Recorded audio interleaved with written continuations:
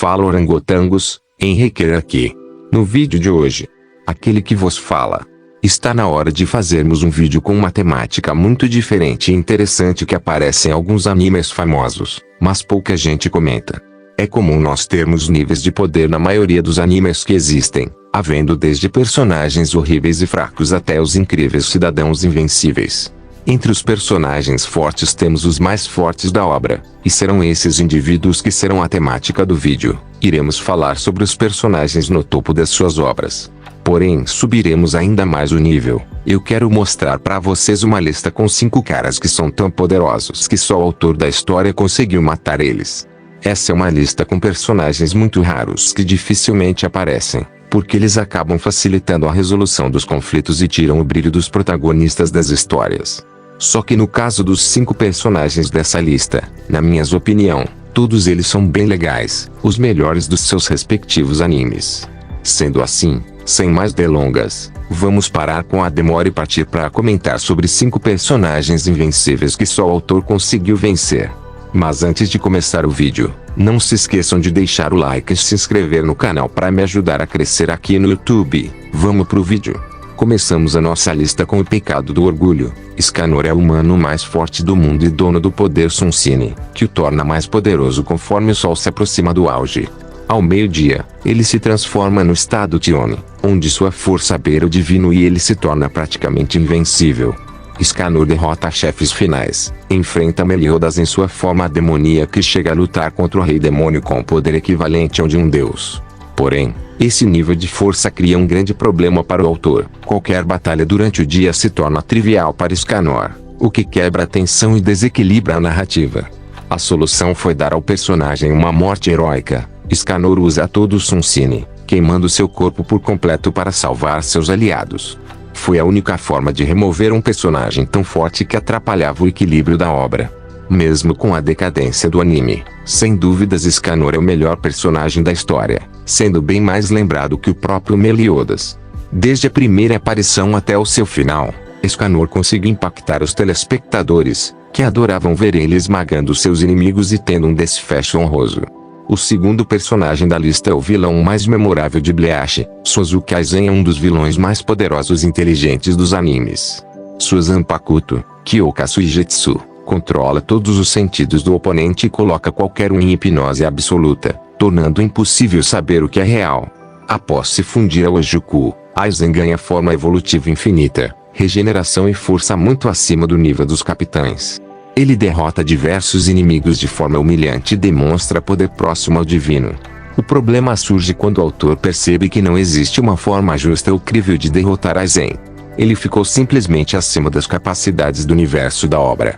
A solução, portanto, não foi matá-lo nem vencê-lo, mas selá-lo com um feitiço proibido que exigia uma combinação de esforços única.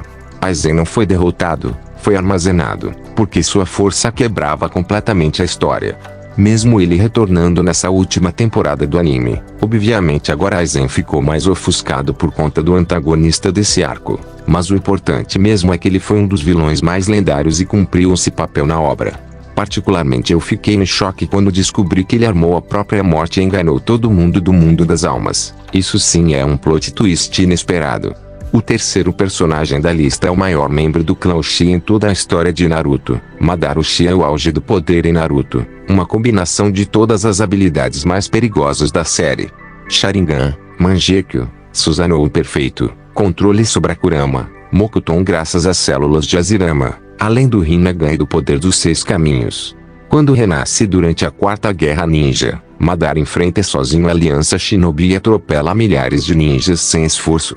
Ele derrota os 5 Kages simultaneamente, humilha exércitos inteiros e se torna tão forte que nem Naruto e Sasuke juntos teriam uma forma coerente de vencê-lo. O personagem se tornou grande demais até para o próprio autor, que precisou intervir de forma abrupta, dando um dos piores desfechos que eu já vi na minha vida. Assim, Madara é atraído pelo Zetsu Negro e transformado em receptáculo de Kaguya, sendo retirado da história por uma canetada narrativa, já que derrotá-lo em combate seria praticamente impossível. Um só cara estava simplesmente destruindo todos os personagens do anime ao mesmo tempo. Era ele contra o exército aliado incluindo o protagonista da história. Realmente o autor teve que inventar do nada uma nova personagem que os protagonistas pudessem vencer para substituir o Madara. Não teve jeito. Seguindo para o personagem mais quebrado de Jujutsu Kaisen, o mais forte, Satoru Gojo é apresentado como o maior feiticeiro vivo e o personagem mais quebrado do universo de Jujutsu Kaisen. Seus poderes vêm principalmente dos 6 olhos, que permitem controlar energia amaldiçoada com precisão absoluta, e da técnica do infinito, que cria um espaço infinito entre ele e qualquer ataque, tornando-o praticamente intocável. Com sua expansão de domínio, Gojo paralisa inimigos mostrando informação infinita ao cérebro deles, e isso coloca Gojo em um nível tão alto que praticamente elimina qualquer ameaça da história. O problema é que sua força extrema cria um desequilíbrio narrativo. Enquanto ele está presente, nada é realmente perigoso. O cara derrota todos os antagonistas facilmente. Por isso, o autor precisou tirá-lo do tabuleiro usando o reino da prisão, selando a força para que os vilões pudessem voltar a ter impacto e a trama avançasse.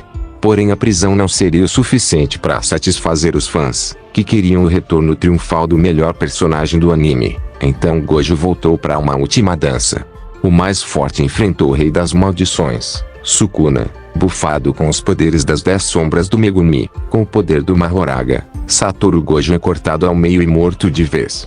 Para fechar a lista temos o mais novo queridinho de One Piece, um personagem que todos os fãs ansiavam para ver a sua história. Rox de Shebeck é descrito como um pirata tão perigoso que ameaçava literalmente a estabilidade mundial. Ele comandou a tripulação mais absurda da história, com Kaido, Big Mom, Shiki e Barba Branca em suas juventudes, todos ao mesmo tempo. Sua força e ambição eram tão grandes que ele pretendia derrubar o governo mundial e se tornar o governante absoluto do planeta, algo que nem os Yonkou atuais ousam tentar. O nível de ameaça que Shebeck representava era tão fora da curva que Oda percebeu que esse personagem não poderia existir na linha temporal atual sem destruir o equilíbrio da história. Por isso, Shebeck foi morto antes mesmo da trama começar, no incidente de Go Valley, derrotado apenas pela união de Roger e Garp. Assim, Oda removeu da narrativa um personagem que, se estivesse vivo, invalidaria praticamente toda a história de One Piece, já que ele tinha tudo o que nós fãs buscamos: força e carisma. Infelizmente usaram o poder Uemusama para possuir o personagem e o Roger e o Garp terem que lutar contra ele. Eu realmente adorei ver a história do Shebeck, é o melhor personagem introduzido em One Piece desde muito tempo.